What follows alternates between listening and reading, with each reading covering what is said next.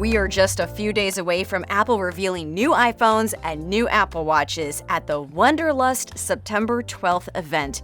And I am interested in seeing how much reality will pair up with expectations and if consumers are getting what they want. Apple dominates the cell phone market, and the iPhone is Apple's biggest moneymaker. But even Apple executives, in last month's earnings report, acknowledged that the smartphone market is in decline in the US. And with inflation so high, it's harder to justify upgrading to the newest model just for the sake of it. So Apple has to work a little harder this year to convince folks to get their latest glass and metal communication portal. Every Friday on this channel, I go over the latest Apple buzz, and I've been asking, what do you want to see in the Apple event? And you sure did answer. So let's talk about some of your comments. We don't need one more rumor to speculate over. We've done plenty of that already. I'm burnt out on rumors. Let's instead talk about what is on your mind. And then, when you stream the Apple event on Tuesday, let's see if Apple will address the desires that real folks have on their minds right now. I'm Bridget Carey, and this is One More Thing.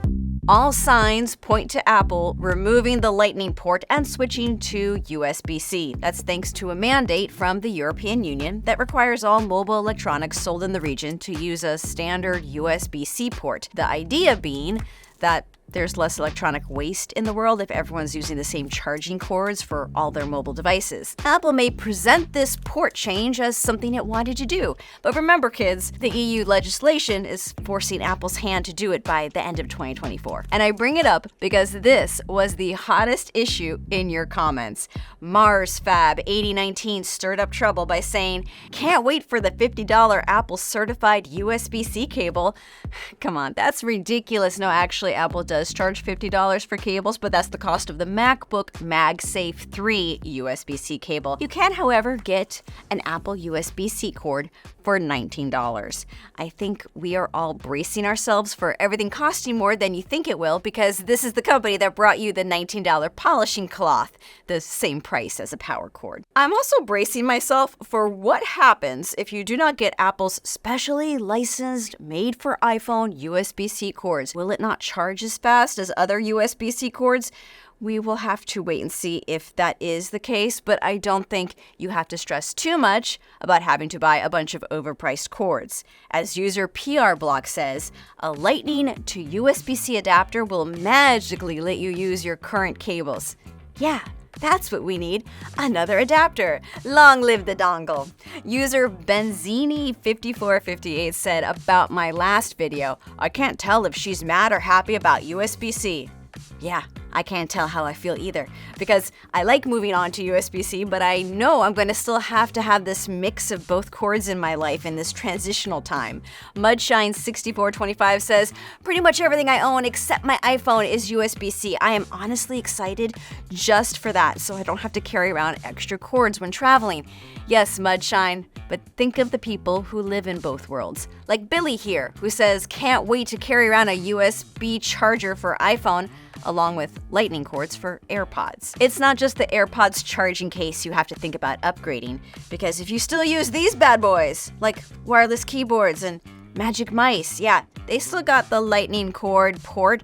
That is until you pay for everything to be new. You see, you gotta get one of these combo cords where it just works with everything because you don't know what you're gonna need on the go anymore. This is your future right here. And here's user Guy on Earth asking questions no one else is brave enough to ask about. If there's going to be a new AirPods Pro 2 with USB-C, is there any chance Apple will reveal the Powerbeats Pro 2? This is the issue at the top of my mind. Okay, yeah, sure, folks say that there's gonna be a new AirPods model that will charge with USB-C, like all the accessories I'm sure are going to eventually get a USB-C port. But what about the best earbuds the company ever made, Powerbeats Pro? Because to me, there's nothing like these earbuds. They work with Siri, they got all that auto Apple switch to pair magic, and they were just so good with their little ear hooks, so you don't have to think about losing them.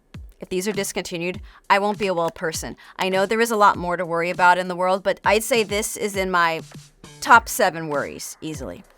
Some of you said the switch to USB-C is a major reason to buy the iPhone 15. User Dark Oracle of Death has a spooky handle and said something equally as spooky. If they actually add USB-C, iPhone 15 Pro could be my first iPhone ever. I have been an Android fan for years. And then the Oracle goes on to talk about how unhappy they are about Android fragmentation and how hard it is to get updates. And the Oracle is not alone. Mike Miller Design says the lack of USB-C charging was the main reason I didn't buy an iPhone. It was clear many of you were just completely done with the idea of upgrading all the time. Mr. Samo Dude had a very popular comment, writing about how he stopped the every 2-year upgrade, now buys every 4 years. And if they keep getting more expensive, it'll be every 5 to 6 years. This is something I saw again and again. Apple talks up a big game around sustainability, but to be honest, the real path to sustainability is making a phone that's easy to repair and just paying about $90 or so for a battery replacement. User Zaid Khan agreed with Mr. Samo, saying, I think after this gen of iPhones, I will go to 4 years as well, meaning he'll wait 4 years to upgrade.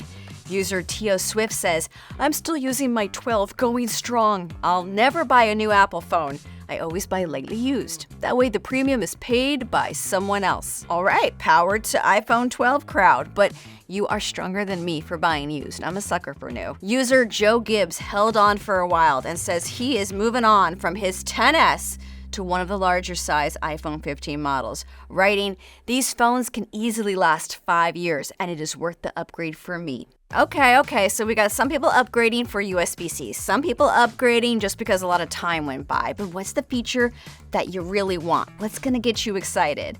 User LorenzR1032 says, hopefully the iPhone 15 will introduce reverse wireless charging so that you can charge both your Apple Watch and existing AirPods using just your iPhone. This way, when you travel, you would only need to bring your USB-C cable to charge all your Apple devices, making the transition from Lightning to USB-C a more appealing compromise. Yeah, that's how Apple can make life easier. Several of you had the Mini on the mind and are more excited about smaller iPhones, even if that won't happen this time. Incompetent Otter says, I'm so glad I have a natural affinity for small phones since I have absolutely no interest in trying to replace my 13 mini for anything larger. My wallet thanks you, Apple. And L Chance IV says, praying that the iPhone mini chassis will be the next SE and priced at $499. This is all I want. I don't want another big old phone. Yeah, well, Apple is nudging y'all into bigger old phones this year by reportedly putting all of the best features only in the biggest screen and the most expensive Pro model. Apple will need to really show why your life is going to be better to pay more because, as commenter Jamal Belair says, can't wait to get the iPhone 15 Pro Max so I can watch TikTok and YouTube videos. Happy Generously says, if you're gonna keep this thing for 6 years, why not go big or go home? Carlos with an iPhone 13 Max says he doesn't see reason to change to upgrade when he doesn't want Dynamic Island. He writes, once the iPhone gets 165 Hz refresh rate, then I'll probably upgrade. So is Dynamic Island a dynamic dud, keeping people to hold on to their old iPhones? Kay Flashner dreams big and writes in, hi Bridget, I know it is not gonna happen, but I wish they would bring back the fingerprint reader. It is time to retire my iPhone 8 Plus, and I'm probably gonna buy a new 15 Pro / Max Ultra / but I will miss the fingerprint reader. And the same feelings come from user Miyuki Woo. Bring back fingerprint reader. I'm with you on the fingerprint reader as a nice option for people who don't care for Face ID. The iPhone 8 and iPhone 10 models will not be getting the new iOS 17 updates. So, iPhone 8 owners, they'll be itching to find something new. Right now, the only fingerprint reader model is the SE. Let's wish bigger. Tom Morse 447 says, solar battery charging, please. User N Boder says he wants a Pro Max or Ultra model with a back screen next to the camera bump, or he'll take a foldable iPhone Max. We live in a world of flips and folds and other wild design phones, and the iPhone is always the iPhone. But will there be a name change from Max to Ultra? Shinobi77 says, I don't think Apple will change the Pro Max to Pro Ultra since Samsung is using that name for their flagship Galaxy. There was the era of the Plus, and I now guess we're in the era of the Ultra. User Francis Gowell might go from one Ultra to another Ultra, saying, I'm thinking of changing from an S22 Ultra to the 15. I've honestly become bored of Galaxy and just want to try something new. I'm hoping it's a smart choice since I plan to keep it for a long period. In my last video, I brought up how it feels lame to me that Apple moved away from doing live events on a stage, and I think the company could go back to live to make them more interesting. But not everyone agreed with me. Several of you liked the pre-recorded presentations. A few of you did say you missed the spark of live. And Augusto here says, I'm old, writing, "The I want live events back speech just sounds like an old person wishing Walkmans were still a thing. Let it go." Listen, Augusto, back in my day, you had to camp out a week to get an iPhone and people stood in line for hours just to be the first, and you could only be on AT&T. And I remember when we had to live blog Apple events from our seats and it was raw and real, and now you kids won't even know how the people in the crowd react unless someone puts it on the TikTok. Apple Vision Pro starts at $34.99. All right, what about the Apple Watches? This is the second year of an Apple Watch Ultra, and maybe the Series 9 could get a processor boost. D8099 says, if Apple Watch doesn't have blood pressure, I'm moving to Galaxy. Then congrats, you're moving to Galaxy. Ain't no way that feature will be ready for this year's model. User A2C2008 says, my watch's battery health is around 80%, so I was thinking of upgrading. I might upgrade this time around since having to charge it so much is getting annoying. If battery life is improved, that's going to be a huge motivator for folks to upgrade. And Digital2 Francisco says their wish list is battery life, and battery life.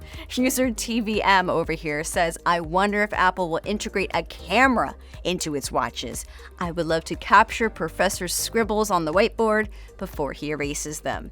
Yeah, Apple Watch vlogs will be a thing someday. I'm telling you now. I would be that person that does full-on video conferencing on the wrist. That's the sci-fi future I want, more than a VR headset. User what you 5Qs, that person says that they want at least 5 days battery life and a blood glucose monitor. That's it. Am I asking too much? Yeah, you are asking for too much, and blood glucose is far down the road. Okay, but one last comment. User Louis Martini didn't come to talk about his dreams. He's here to ask me a question. Bridget, which new iPhone will you be upgrading to and why?